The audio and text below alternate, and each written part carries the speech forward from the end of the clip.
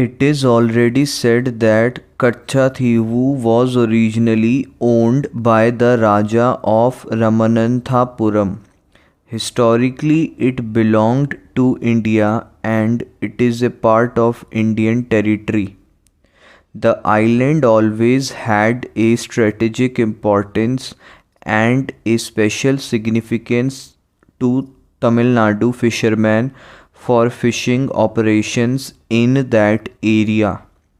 But over the years, Sri Lanka started claiming the territorial rights over the island without any justification. Notwithstanding their claims, it continued to be a part of India.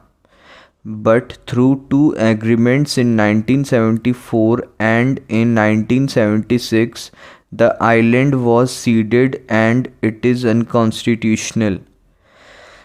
In the Barubari case, the Supreme Court made it clear that if any part of Indian territory is to be ceded to any other country, it should be ratified by the Parliament by way of constitutional amendment.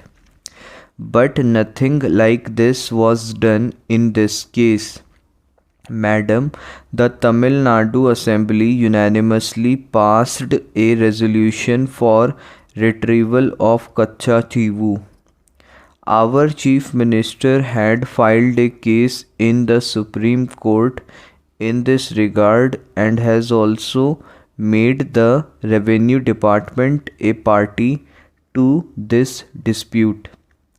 Though Tamil Nadu government has taken some concrete measures, there seems to be no action from the center. I feel that retrieval of Kachchativu will give a permanent solution to the problems that the Tamil fishermen are facing frequently. So, will the government take steps to retrieve the Kachchativu island so that Tamil fishermen, without fear of being captured and harassed, go for fishing in the seas? At the outset, I would like to congratulate and compliment our Honorable Prime Minister and Honorable External Affairs Minister for their laudable efforts to redress the grievances of Tamil Nadu fishermen. We as a nation, as a party, and as a government are deeply committed to the welfare, safety, and security of our fishermen, whether on Tamil Nadu coast or elsewhere. There are three main issues. My friend was mentioning about the Kachchativu island. We have had agreements with Sri Lanka in 1974, 1976 and 2008, but there appears to be some confusion in these agreements. I would like to submit that perhaps there is a need to revisit these agreements so that no confusion is left. Our two friendly neighbors are increasing their influence in the region of Bay of Bengal, especially near Sri Lanka. The Honorable Minister has already mentioned it, but there is a need to identify not only our boats but also to have transponders, smart cards for the crew and registration of the boats. There is a need to use our remote sensing agency to identify the exact locations of the known Indian ships and boats in that area. There is a need to do more homework to have better forensic analysis because there have been allegations of Sri Lankan Navy assaulting our fishermen. Can we find out the make, mode and origin of the ammunition and bullets used as it will help us to identify and pinpoint the culprit. As it is a question of livelihood of thousands of fishermen in that area, can the government think of allowing our fishermen and their fishermen to fish at least 25 kilometer deep in our waters and their waters?